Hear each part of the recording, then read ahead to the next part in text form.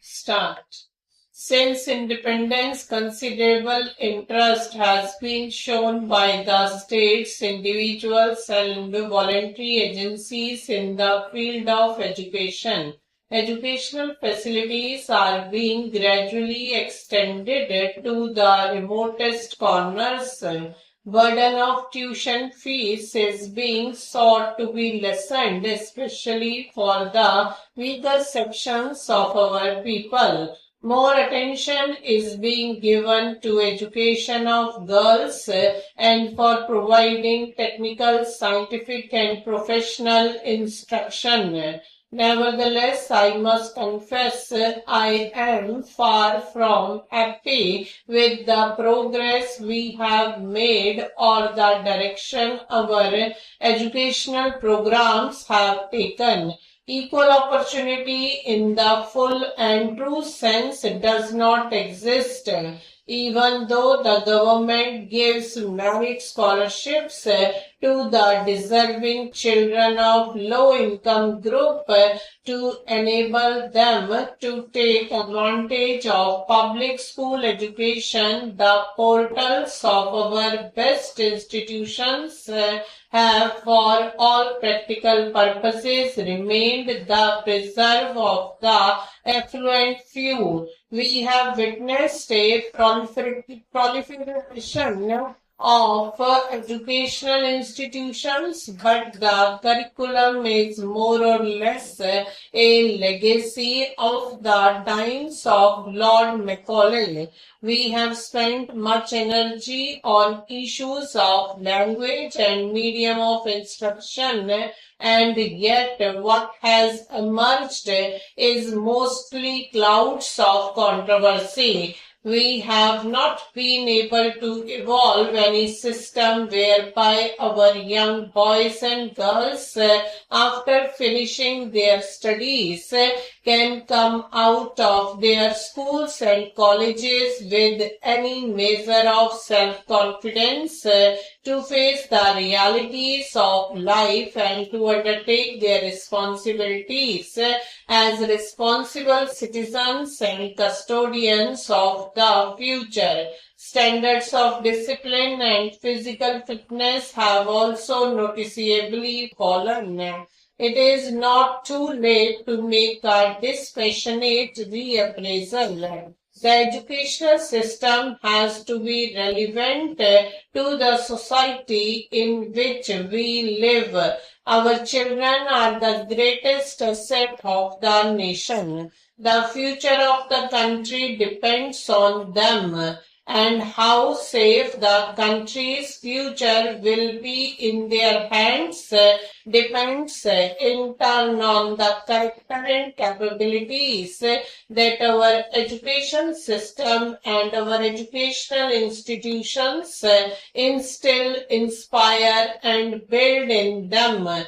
Towards this end, our educational pattern has to be restructured so as to meet the challenge of our times.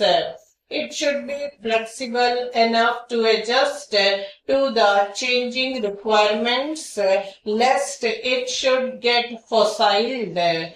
We cannot afford to pursue old methods in the changed situation. If we want to build a brighter and better India, we should start at the school level by training our girls and boys to be useful and worthy citizens of the motherland. There is need in our schools and colleges for greater attention to professional and job-oriented courses of instruction so that our children can look forward to the future with confidence and hope and may not be pained with uneasy feelings of uncertainty and frustration as confront them today. There is also need to devote greater attention to sports and games for the play fields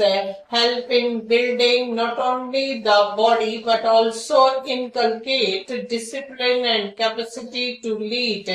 Our educational system needs to be so rearranged that while we instilling our young boys and girls ethical values and respect for religion, yet irrespective of the faith which they profess, they grow into good citizens with broad-minded, generous and Catholic attitude, treating all their fellow men as members of one large family without inhibitations of class or creed or material fortunes. For a vast country like ours with many languages, many religions, and in a sense many cultures, education must help to bring about a synthesis of them all and foster a sense of togetherness and thereby contribute to national integration and harmony. Very often the question is asked whether the public school system is in harmony with the society in which we live. The public school system have undoubtedly rendered great service to the country in the past and can also contribute much in the years ahead, but the institution has to undergo reorientation in its objectives and a basic change in its concept of exclusiveness. It has to be recognized that public schools have afforded the full flowering of personality and building of character of its children, and many of our illustrious sons have been the products of such institutions. The times have changed. If the public school system is to continue and prosper and be meaningful, and I would go further, if it has to have any place in our society, it must ensure that admission of students is not restricted only to those who come from the affluent strata of society and who can afford to spend lavishly. The intelligent and deserving students, irrespective of their social and financial status, must find an opportunity for admission to these institutions. To be precise and practical, firstly, a certain percentage of admissions should be reserved for bright students of less fortunate parents. And secondly, a certain percentage should also be earmarked for average students of the so-called common people. We have vast talent lying untapped in our sprawling rural backwaters, and this talent must be harnessed for the overall good of the country. The country is facing many problems, but there are many opportunities as well. Stop.